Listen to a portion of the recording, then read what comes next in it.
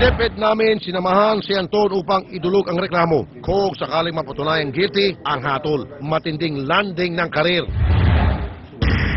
Nakikita namin kasi sa DepEd tungkol sa kasong ito, merong clear violation ng Anti-Child Abuse Law, yung Republic Act 7610.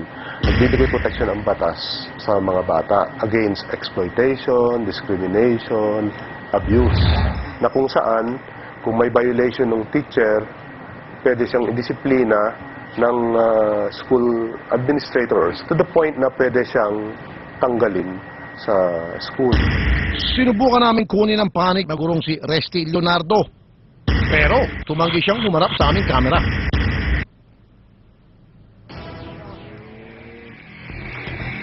Para resbahan itong si Teacher Manyak na ito, kausapin natin si Mr. Rizalino Rosales, ang Assistant Regional Director ng DepEd dito sa NCR. Magandang hapon po, sir. Magandang hapon po naman sa inyo, sir, at yung mga tagapakinig. Okay, itong kasong ito, sir, nailapit na po namin sa WCD-PNP, para sa kasong kriminal. Opo. Ngayon po, napagalaman namin na itong gasahero, ano bang tawag dapat po na dyan, o pedophile, na si Resty Leonardo, ito ay lumipat na sa ibang eskwelahan. And another thing na we found out, na ito ho ay hindi pala pumasa ng board exam. Di ho ba lahat ng teacher, whether elementary or high school, kailangan po nakapasa ng board exam? Yes, sir. Meron po kasi tayong batas, Republic Act 7836, na kung nagsasad po, regulation in the practice of teaching profession and prescribing licensure exam for teachers.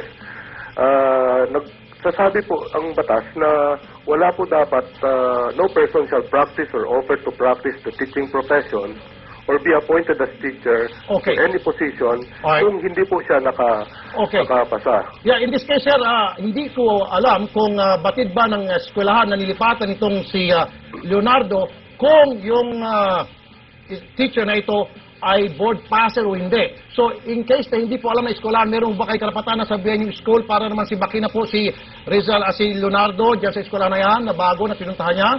Sa panig po ng DepEd, pwede po natin sulatan ang school concern.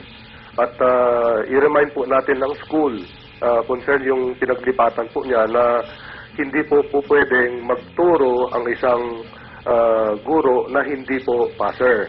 Okay. Or hindi po professional teacher. Good. So gagawin niya yan, sir, at susunod po yung school dapat. Ngayon, Yes, sir, meron akong suggestion. Kasi, sir, yung school, mukhang talagang ayaw siyang pakawalan. Siguro napakagaling ng teacher.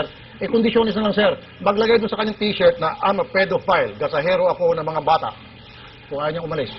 Sir, meron din po kasing liability ang school na kung saan, kung may school tinanggap po niya ang isang guro na hindi po siya licensed. O hindi po siya professional teacher, so to speak. Liable din po yung school or school official na